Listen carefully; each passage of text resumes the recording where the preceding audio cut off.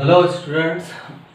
मानव में युग्मक जनन चैप्टर में इससे पहले हमने शुक्राणु जनन की क्रिया की स्टडी की है। पिछले लेक्चर में हमने शुक्राणु जनन की क्रिया के बारे में पढ़ा है, शुक्राणु की संरचना के बारे में पढ़ा है। आज के लेक्चर में हम मानव में अंडाणु जनन की क्रिया का अध्ययन करेंगे। अंडाणु जनन की क्रिया को ही अंड जनन भी हम कह सकते हैं। अंडाणु जनन की क्रिया को अंड जनन के नाम से भी जाना जाता है। अंडाणु जनन और अंड जनन, oogenesis भी इसे कहा जाता है। इसे ही oogenesis के नाम से भी जाना जाता है। अब इसके अंदर सबसे पहला पॉइंट ये है कि शुक्राणु जनन जो हमने पढ़ा था उसकी तुलना में अंडाणु जनन एक जटिल प्रक्रिया है। जटिल क्यों है? क्योंकि शुक्राणु जनन में केवल शुक्राणु का निर्माण हो रहा था, लेकिन अंडाणु जनन में अंडाणु के निर्माण के साथ साथ योक या पीतक का निर्माण भी होता है। योक या पीतक ऐसी संरचना है जो विकसित हो रहे अंडाणु को पोषण प्रदान करने का कार्य करती है। तो यहाँ थोड़ी जटिलता शुक्राणु जनन की तुलना में पाई जाती है। सेकंड, ये जो प्रोसेस है अंडाणु जनन की प्रोसेस के अंदर जब ये अंडाणु जनन की प्रक्रिया शुरू होती है तो जनन उपकला से पीजीसी अलग हो जाती है। पीजीसी का पूरा नाम हम पहले पढ़ चुके हैं, आदि जनन कोशिका या प्रीमोर्डियल जर्म सेल है। फिर इस आदि जनन कोशिका से अंडमात्रक कोशिका बनेगी।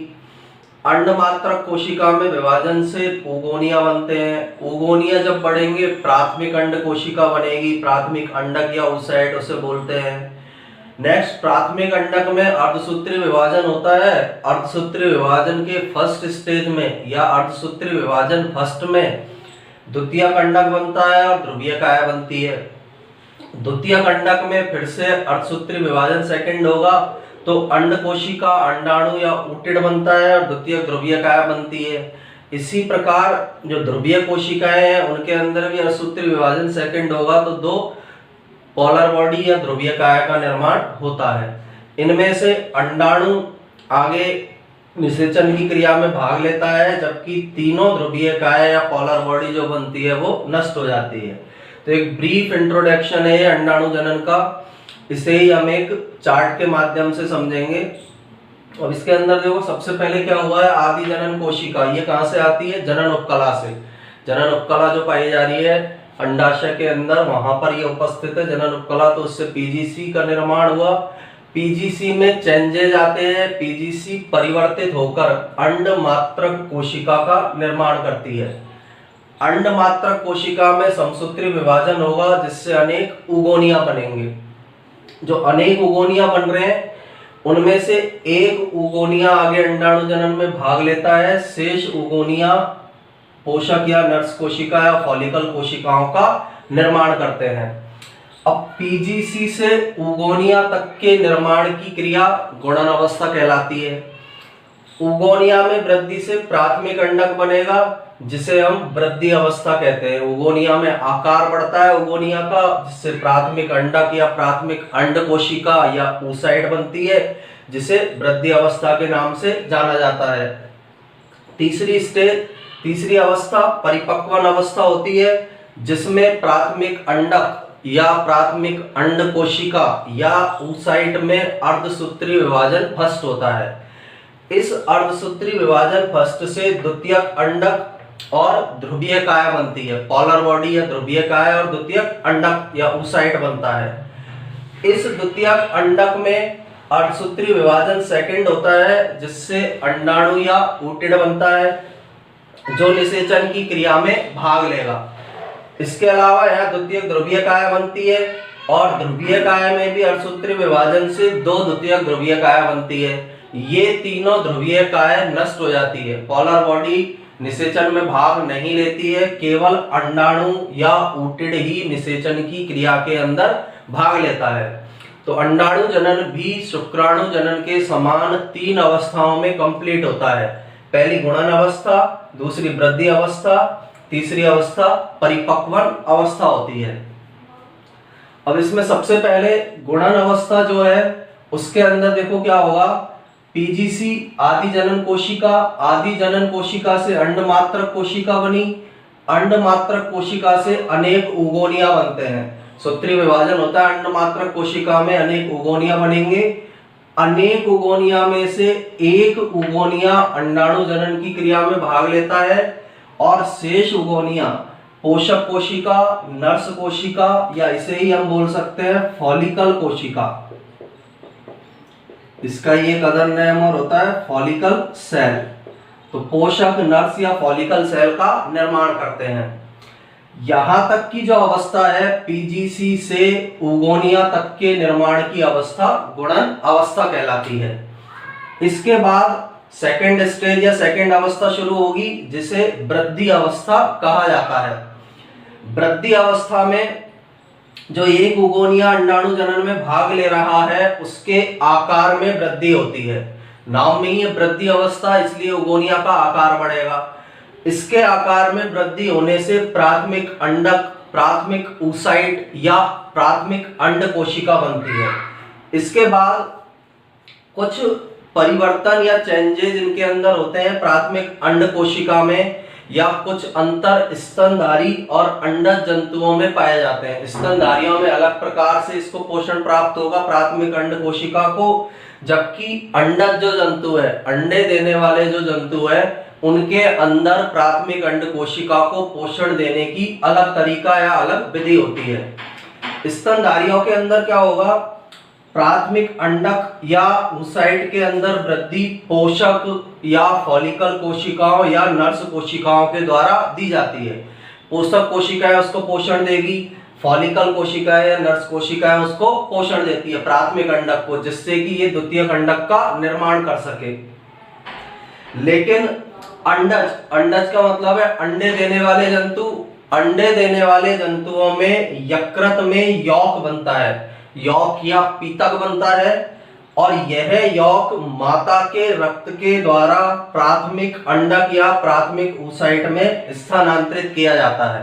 तो दोनों में डिफरेंस पाया जा रहा है। स्तनधारियों के अंदर अलग तरह से पोषण प्राप्त होगा इस प्राथमिक अंडक को, जबकि अंडज जंतुओं में अलग प्रकार से होता है। स्तनधारियों में फॉलिकल सेल या पोषक कोशिका या नर्स कोशिका इसे पोषण देती है, जबकि अंडज में पहले यकृत में यौक या पीतक बनेगा। यह यौक या पीतक माता के रक्त के माध्यम से प्राथमिक oocyte या अंडक तक पहुंचता है या वहां पर स्थानांतरित होता है।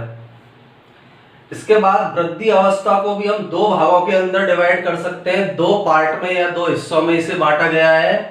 पहले पार्ट को, इसके को प्री वाइटेलोजेनेसिस के नाम से जाना जाता है, हिंदी में इसे पूर्व पीतक जनन कहते हैं, जबकि दूसरे हिस्से को वाइटेलोजेनेसिस या पीतक जनन के नाम से जाना जाता है। अब प्री वाइटेलोजेनेसिस के अंदर क्या होता है, जो प्राथमिक अंड कोशिका है उसके केंद्रक और कोशिका द्रव्य के आयतन में वृद्धि होती है। केंद्रक का आकार बढ़ेगा, कोशिका द्रव्य का आकार बढ़ेगा और लैंप ब्रश गुणसूत्र का निर्माण होता है। अब अंडज जंतुओं में होगी ये क्रिया, जैसे हमने पढ़ रखा है कि लैंप ब्रश क्रोमोसोम पाए जाते हैं जिनकी स्ट्रक्चर लैंप के ब्रश को साफ करने वाले जो ब्रश होता है उसके समान होती है। कीटों में लैंप ब्रश क्रोमोसोम या गुणसूत्र बनते हैं। तो केंद्र कोशिका द्रव्य का आयतन बढ़ेगा, लैंप ब्रश गुणसूत्र का निर्माण होगा। ये दोनों प्रोसेस प्री वाइटेलोजेनेसिस स्टेज के अंदर संपन्न होगी। वाइटेलोजेनेसिस प्रोसेस के अंदर जो कोशिका द्रव्य है, प्राथमिक अंडक के कोशिका द्रव्य में ग्लाइकोजन, कार्बोहाइड्रेट, वसा, प्रोटीन आदि का संचय होता है।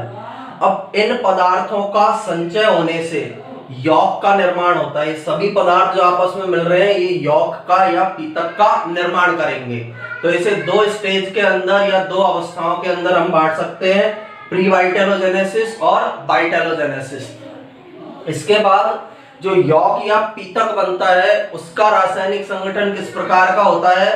सबसे पहले तो इसमें 48.7% मात्रा जल की होती है, 16.7% प्रोटीन यौक में पाया जाएगा, 32.6% फॉस्फोलिपिड मिलती है और 1% कार्बोहाइड्रेट पाया जाता है। तो ये सभी पदार्थ जल, प्रोटीन, फॉस्फोलिपिड, कार्बोहाइड्रेट आपस में मिलकर यौक या पीतक बनाते हैं।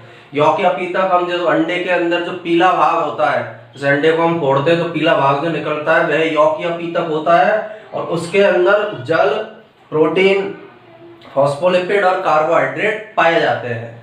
तो ये 2 स्टेज है अंडाणु जनन की। तीसरी स्टेज को अभी हम आगे स्टडी करेंगे, जिसे हम परिपक्वन अवस्था के नाम से जानते हैं। तीसरी जो अवस्था है अंडाणु जनन में, उसे हम परिपक्वन अवस्था कहते हैं। तो यहाँ सिंपल सी चीजें हैं। सबसे पहले तो एक जटिल प्रोसेस है, क्योंकि यहाँ योग का निर्माण भी होगा। 3 अवस्थाएं हैं, जैसे शुक्राणु जनन में थी वैसे ही गुणन, वृद्धि, परिपक्वन 3 अवस्थाएं पाई जा रही है। गुणन में पीजीसी से अंडमात्र कोशिका बनी, अंडमात्र कोशिका से अनेक उगोनिया बने। इसे हमने कौन सी अवस्था बोला है? गुणन अवस्था। अनेक उगोनिया में से एक उगोनिया अंडाणु जनन में भाग लेगा, जबकि अन्य उगोनिया पोषक सेल, फॉलिकल सेल या नर्स सेल का निर्माण कर देंगे। अब जो उगोनिया अंडाणु जनन में भाग लेगा उसका आकार बढ़ेगा, जिससे प्राथमिक अंडक या प्राथमिक oocyte या प्राथमिक अंड कोशिका बनती है। स्तनधारियों के अंदर प्राथमिक अंडक में वृद्धि इन कोशिकाओं के द्वारा ही कर दी जाती है, उनमें यौग की आवश्यकता नहीं होती है। जबकि अंडज जंतुओं में यकृत में पहले यौग बनेगा, यौग माता के रक्त से प्राथमिक अंड कोशिका या oocyte में स्थानांतरित होगा। इसके बाद वृद्धि अवस्था को 2 पार्ट्स के अंदर हम बांट सकते हैं, प्री वाइटेलोजेनेसिस, वाइटेलोजेनेसिस। प्री वाइटेलोजेनेसिस का मतलब है यौग के निर्माण से पहले की अवस्था, वाइटेलोजेनेसिस का मतलब है यौग के निर्माण के बाद, यौग के निर्माण की अवस्था। प्री वाइटेलोजेनेसिस में केंद्रक और कोशिका द्रव्य का आयतन बढ़ता है, जिससे कोशिका अपना आकार बढ़ा सके, और लैंप ब्रश क्रोमोसोम का निर्माण भी संपन्न होता है। वाइटेलोजेनेसिस में कोशिका द्रव्य में ग्लाइकोजन, प्रोटीन, कार्बोहाइड्रेट, वसा ये सारे संचित होते हैं, जिससे यौग का निर्माण होगा। यौग के रासायनिक संगठन में जल पाया जाता है, प्रोटीन उपस्थित है, फॉस्फोलिपिड उपस्थित है और 1% कार्बोहाइड्रेट यौग में पाए जाते हैं। तो इसका भी आप स्क्रीनशॉट लेकर इसके नोट्स बना सकते हैं।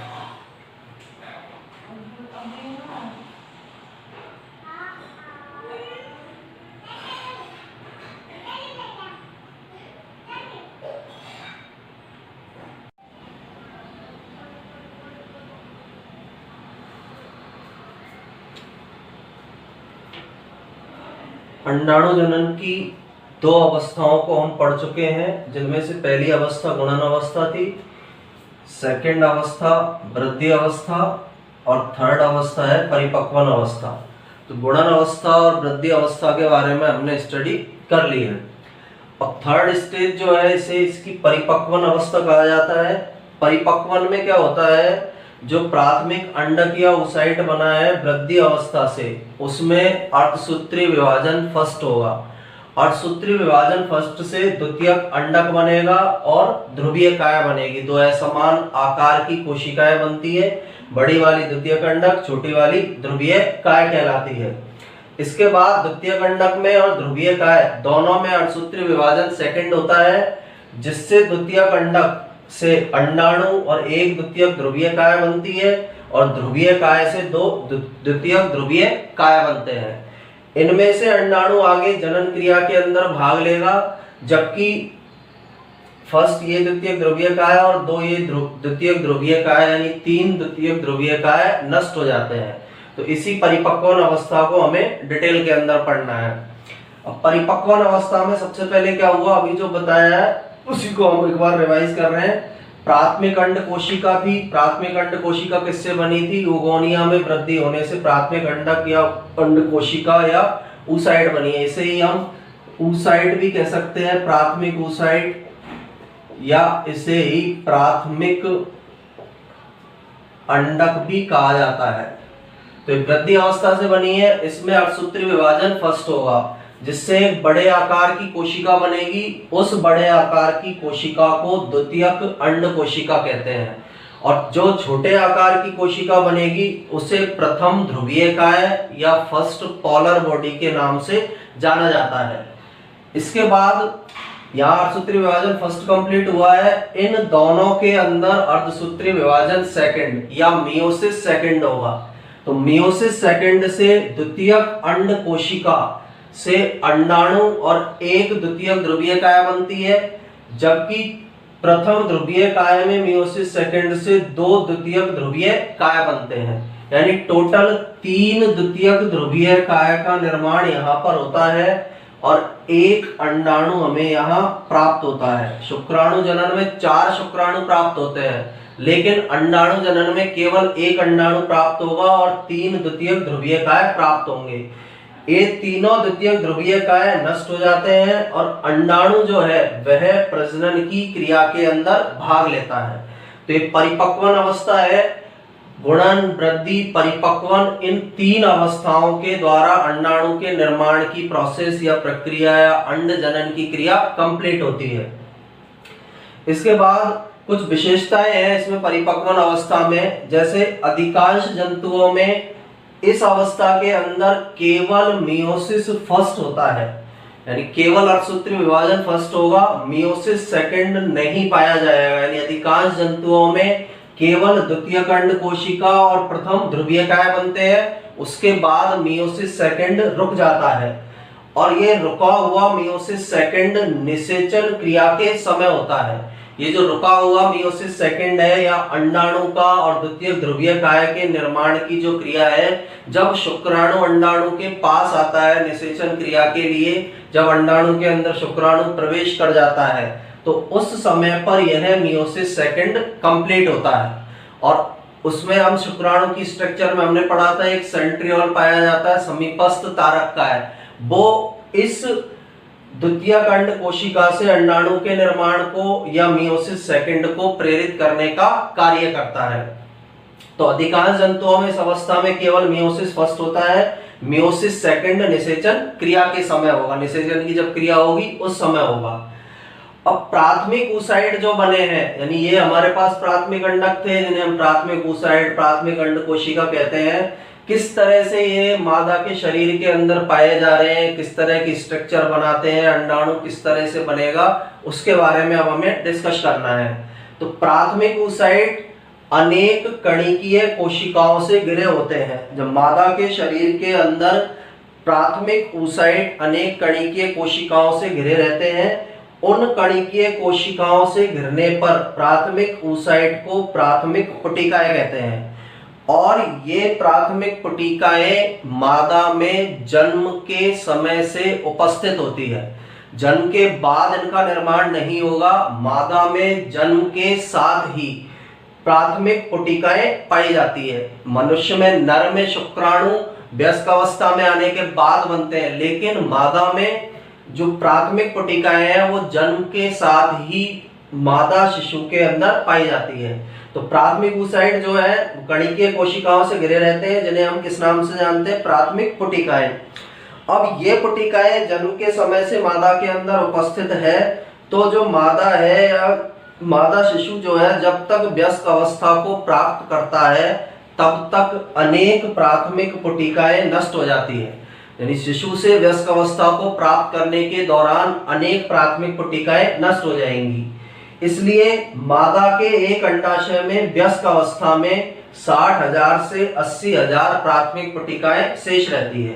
यानी एक अंडाशय के अंदर 60 से 80,000 प्राथमिक पुटिकाएं पाई जाएगी। 2 अंडाशय होते हैं मादा में, इसलिए प्राथमिक पुटिकाओं की संख्या 1,20,000 से 1,60,000 तक होती है। तो इसमें यह डिफरेंस याद रखना है हमें शुक्राणु जनन का और अंडाणु जनन का।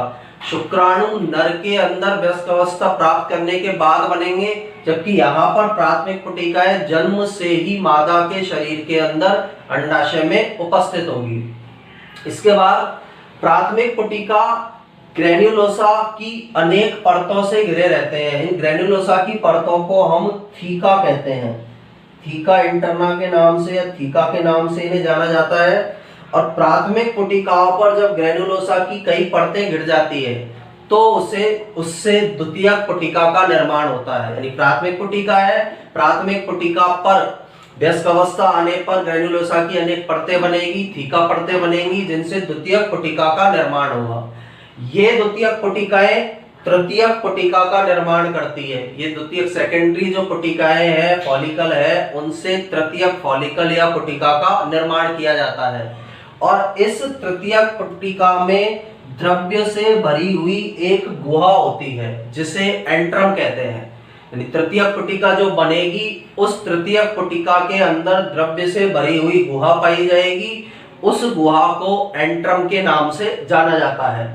तृतीयक पुटिकाएं परिपक्व होकर ग्रेफियन पुटिका का या ग्रेफियन फॉलिकल का निर्माण करती है। यानी तृतीयक पुटिकाओं में भी परिपक्वन होगा और इनके परिपक्वन से ग्रेफियन फॉलिकल या ग्रेफियन पुटिका बनती है। अब इनका निर्माण कैसे होगा? जैसे प्राथमिक पुटिका है हमारे पास, अब प्राथमिक पुटिका के ऊपर अनेक ग्रेन्युलोसा की परतें पाई जा रही है। जैसे इस तरह से एक परत ये है, दूसरी परत ये है, ये परतें इसके ऊपर ग्रेन्युलोसा की या थीका की परतें प्राथमिक पुटिका पर पाई जा रही है। तो प्राथमिक पुटिका पर जब ये परतें बन जाएंगी, ये प्राथमिक पुटिका थी, प्राथमिक पुटिका पर ये परतें बनी तो ये द्वितीयक पुटिका का निर्माण हुआ। द्वितीयक पुटिका से तृतीयक पुटिका बनती है, इसके ऊपर भी अनेक परतें इस तरह से पाई जाएगी। ये तृतीयक पुटिका बनी, इसके ऊपर इस तरह की परतें उपस्थित होंगी। अब तृतीयक पुटिका जो है, उस तृतीयक पुटिका में, ये तृतीयक पुटिका है, तृतीयक पुटिका के अंदर एक द्रव्य से भरी हुई गुहा है। इस द्रव्य से भरी हुई गुहा को एंट्रम कहते हैं। ये द्रव्य से भरी हुई गुहा एंट्रम कहलाती है। फिर तृतीयक पुटिका में परिपक्वन होगा और इनसे ग्रेफियन पुटिका का निर्माण होता है। तृतीयक पुटिका का परिपक्वन हुआ तो इनके परिपक्वन से ग्रेफियन फॉलिकल या ग्रेफियन पुटिका का निर्माण होगा। यहाँ तक की प्रोसेस होगी है। प्राथमिक पुटिका, उसके ऊपर अनेक आवरण बना, थीका का द्वितीयक पुटिका बनी, द्वितीयक पुटिका से तृतीयक पुटिका का विकास हुआ। तृतीयक पुटिका द्रव्य से या तरल पदार्थ से भरी हुई है, एक गुहा इसके अंदर पाई जा रही है द्रव्य या तरल पदार्थ से भरी हुई, जिसे एंट्रम कहते हैं। तृतीयक पुटिका के परिपक्वन से ग्रेफियन पुटिका या ग्रेफियन फॉलिकल बनती है। अब ग्रेफियन फॉलिकल के अंदर ही द्वितीयक oocyte उपस्थित है, क्योंकि प्राथमिक अंडक में विभाजन हुआ अर्धसूत्री तो द्वितीयक अंडक बन चुका है, द्वितीयक अंड कोशिका बन चुकी है। तो ग्रेफियन पुटिका के अंदर ही यहाँ पर द्वितीयक अंडक या द्वितीयक अंड कोशिका या द्वितीयक oocyte पाया जा रहा है। इस द्वितीयक oocyte के चारों ओर जोना पेल्यूसिडा की परत बनती है। ये द्वितीयक oocyte जो है, इसके चारों ओर जोना पेल्यूसिडा की परत का निर्माण होगा। यानी ग्रेफियन पुटिका में प्राथमिक अंडक के अर्धसूत्री विभाजन से द्वितीयक अंडक बना। द्वितीयक अंडक को ही हम द्वितीयक oocyte भी कहते हैं और द्वितीयक oocyte के चारों ओर जोना पेल्यूसिडा का निर्माण होता है। ये स्ट्रक्चर है द्वितीयक अंड कोशिका। ये स्ट्रक्चर द्वितीयक अंड सेल, द्वितीयक अंड कोशिका है। इसके चारों तरफ जोना पेल्यूसिडा परतों का निर्माण हो जाता है। द्वितीयक अंड कोशिका पर जब जोना पेल्यूसिडा का आवरण बन जाता है तो इसके बाद ग्रेफियन पुटिका के द्वारा इस जोना पेल्यूसिडा युक्त द्वितीयक अंड कोशिका को अंडाशय में मुक्त कर दिया जाता है। ये अंडाशय के अंदर ये ग्रेफियन पुटिका है, जैसे ग्रेफियन पुटिका है तो इसके चारों तरफ जब जोना पेल्यूसिडा का आवरण बन जाएगा तो ये ग्रेफियन पुटिका इस द्वितीयक अंड कोशिका को अंडाशय के अंदर मुक्त कर देगी। यानी इसके द्वारा इसको अंडाशय में मुक्त कर दिया जाएगा।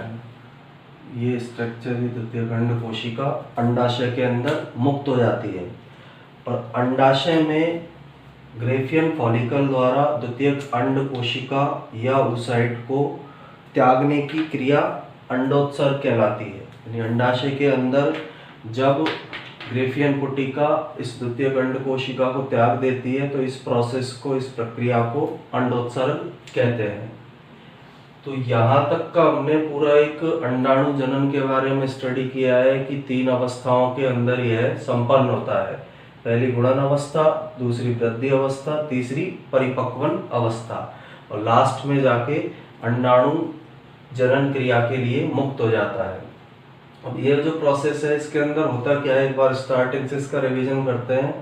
प्राथमिक पुटिका है, प्राथमिक पुटिका के चारों तरफ ग्रेन्युलोसा का कई परतों का निर्माण होगा, थीका का निर्माण होगा, जिससे द्वितीयक पुटिका में चेंज हो जाती है। ये द्वितीयक पुटिका का निर्माण करेगी। द्वितीयक पुटिका में परिवर्तनों से तृतीयक पुटिका बनती है। तृतीयक पुटिका में एक गुहा उपस्थित होती है, एंट्रम गुहा जिसे बोला जाता है, जो पुटिकीय तरल से भरी रहती है। इसके अंदर तरल भरा रहता है। ये तृतीयक पुटिका परिपक्व होकर ग्राफियन पुटिका बनाती है।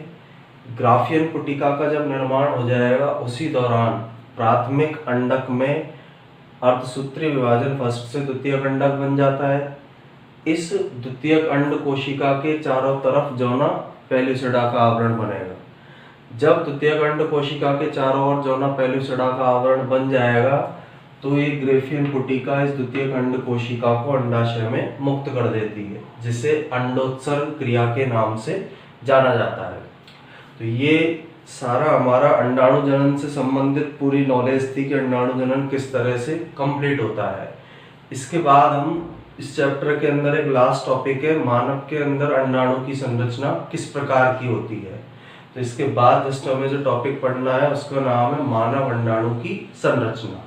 इसके भी नोट्स बनाने के लिए आप इसका स्क्रीनशॉट ले सकते हैं।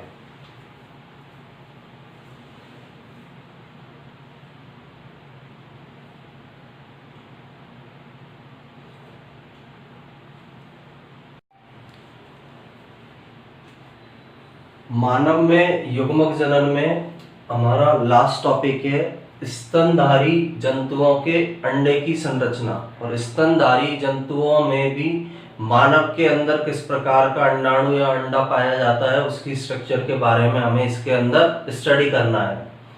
तो एक बार मैं इसके डायग्राम का आपको थोड़ा सा डिस्क्रिप्शन वर्णन कर देता हूँ। सबसे पहले तो जो अंडाणु है उसके चारों ओर कोरोना रेडिएटा की कोशिकाएं पाई जाती है। जो सेल्स का आवरण हमें दिख रहा है, ये कोरोना रेडिएटा की कोशिकाएं हैं। फॉलिकल कोशिकाएं बोल सकते हैं इनको, फॉलिकल वाले भाग से निर्मित होती है, इसलिए फॉलिकल कोशिकाओं का या कोरोना रेडिएटा की कोशिकाओं का आवरण चारों तरफ सबसे बाहर अंडाणु में पाया जाता है। सेकंड, कोरोना रेडिएटा के अंदर की ओर जोना पेलुसिडा का आवरण मिलता है। कोरोना रेडिएटा जो है उसके अंदर की ओर जोना पेलुसिडा का आवरण मिलेगा। और जोना पेलुसिडा के अंदर की ओर ये जो स्ट्रक्चर, ये लाइनिंग हमें दिखाई दे रही है, ये वाली, ये कोशिका झिल्ली का आवरण होता है। कोशिका झिल्ली भी इसे बोल सकते हैं, प्लाज्मा झिल्ली भी इसे बोल सकते हैं। तो इसमें तीन प्रकार के आवरण पाए जाते हैं। सबसे बाहर कोरोना रेडिएटा की कोशिकाओं का आवरण, उसके अंदर जोना पेलुसिडा का आवरण, और उसके अंदर की तरफ कोशिका झिल्ली का आवरण मिलता है। नेक्स्ट, इसके अंदर जो कोशिका झिल्ली है और जो कोशिका द्रव्य है, ये जो हमें दिखाई दे रहा है ग्रीन कलर से, कोशिका द्रव्य है। तो कोशिका द्रव्य और कोशिका झिल्ली के बीच में एक अवकाश पाया जाता है। उस अवकाश को पेरीबाइटेलाइन अवकाश के नाम से जाना जाता है।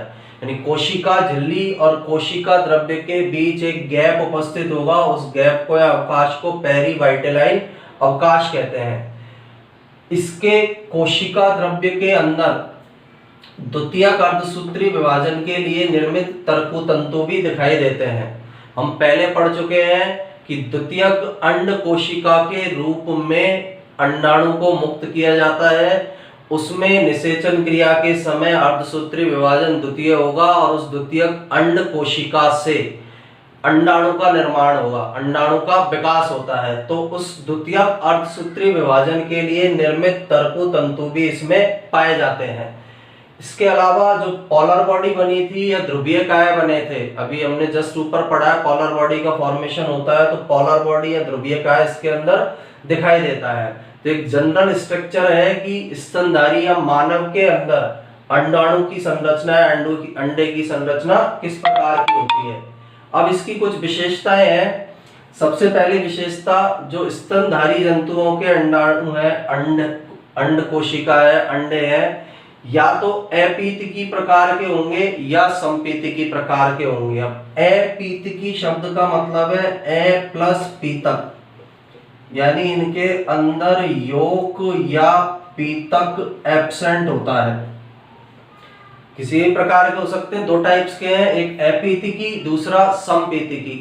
तो पहली कंडीशन तो क्या है, अपीतिकी प्रकार का है, इसका मतलब उस अंडे के अंदर योक या पीतक नहीं पाया जाएगा।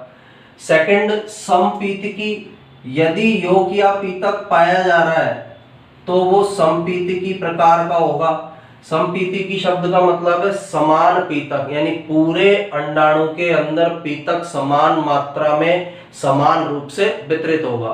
तो दो प्रकार के अंडे या अंडाणु स्तनधारियों में पाए जा सकते हैं। अपीतिकी के अंदर योक या पीतक नहीं पाया जाता है, समपीतिकी के अंदर जो भी पीतक पाया जा रहा है वो पूरे अंडाणु में समान रूप से वितरित होता है। व्यास जो है इसका लगभग आकार 100 से 150 म्यूएम या माइक्रोमीटर होता है। तो स्तनधारी के अंडे का व्यास 100 से 150 म्यूएम होगा। और हम पहले पढ़ चुके हैं कि अंडाशय से जो मुक्त अंडाणु होता है वो पूरा परिपक्व अंडाणु नहीं होता है। अंडाशय से अंडाणु को द्वितीयक oocyte या द्वितीयक अंड कोशिका या द्वितीयक अंड के रूप में मुक्त किया जाता है। इससे अंडाणु कब बनेगा, जब द्वितीयक अर्धसूत्रीय विभाजन होगा निषेचन के समय, तो इससे अंडाणु का निर्माण होगा। फोर्थ, इस अंडाणु में केंद्रक बड़े आकार का होता है और जंतु गोलार्ध की तरफ व्यवस्थित होता है। अब इसका मतलब क्या है, अंडाणु के अंदर दो प्रकार के गोलार्ध पाए जाते हैं। पहले का नाम जंतु गोलार्ध और दूसरे का नाम होता है कायिक गोलार्ध। तो जंतु गोलार्ध अधिक सक्रिय होता है, यह अधिक सक्रिय हिस्सा होता है, यह अल्प सक्रिय हिस्सा होता है। जंतु गोलार्ध वाला हिस्सा अधिक सक्रिय होगा और कायिक गोलार्ध वाला हिस्सा अल्प सक्रिय होता है। तो अधिक सक्रिय है इसलिए यहीं पर केंद्रक और कोशिका द्रव्य की मात्रा यहाँ पर ज्यादा पाई जाती है और इसके केंद्रक बड़े आकार का होगा और जंतु गोलार्ध की तरफ ये व्यवस्थित होगा। जैसे जंतु गोलार्ध है इस वाले ऊपर वाले हिस्से में, तो यहाँ पर ये जंतु गोलार्ध की तरफ केंद्रक पाया जाएगा। इसके बाद जो अंडाणु है उसकी कोशिका झिल्ली, ये कोशिका झिल्ली का आवरण है, इसके चारों तरफ जौना पेल्यूसिडा का पारदर्शी आवरण उपस्थित होता है।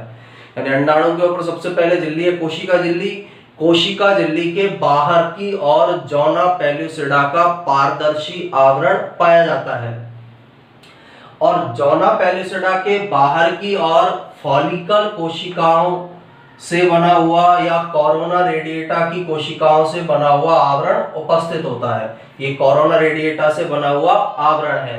तो इस प्रकार से तीन आवरण अंडाणु के ऊपर पाए जाते हैं, कोरोना रेडिएटा का, सेकंड जौना पेल्यूसिडा का, तीसरा कोशिका झिल्ली का। जब निषेचन क्रिया होती है तो शुक्राणुओं को इन आवरणों को तोड़ना होता है या भेदना होता है। इन आवरणों को भेद कर ही शुक्राणु इसके अंदर प्रवेश करेंगे और अंडाणु का जो केंद्रक है उस केंद्रक के साथ ये शुक्राणु का केंद्रक अटैच होता है। तो इन आवरणों को भेदना शुक्राणु के लिए निषेचन क्रिया के समय आवश्यक होता है। भेदता कैसे है वो हम पहले पढ़ चुके हैं कि शुक्राणु के अंदर एक्रोसोम पाया जा रहा है और एक्रोसोम जो संरचना है उसके अंदर एंजाइम मिल रहे हैं, जैसे हाइलुरिनिडेज एंजाइम पाया जा रहा है, अपघटनीय एंजाइम पाए जा रहे हैं। तो उनकी सहायता से अंडाणु की झिल्लियों को या अंडाणु के आवरण को शुक्राणु भेदता है, इसके अंदर प्रवेश करेगा, इसके केंद्रक से जुड़ जाएगा जिससे निषेचन की क्रिया संपन्न होती है। तो एक स्तनधारी जंतु में या मानव के अंदर पाए जाने वाली अंडाणु की संरचना इस प्रकार की होती है। अब इसके साथ ही हमारा मानव में युग्मक जनन चैप्टर कंप्लीट होता है। इसके बाद हम निषेचन क्रिया का अध्ययन करेंगे कि मानव के अंदर निषेचन क्रिया किस प्रकार से संपन्न होती है। तो नेक्स्ट चैप्टर में हम मानव में निषेचन प्रक्रिया का या निषेचन प्रोसेस की स्टडी करेंगे। इसके भी नोट्स बनाने के लिए आप इसका स्क्रीनशॉट ले सकते हैं।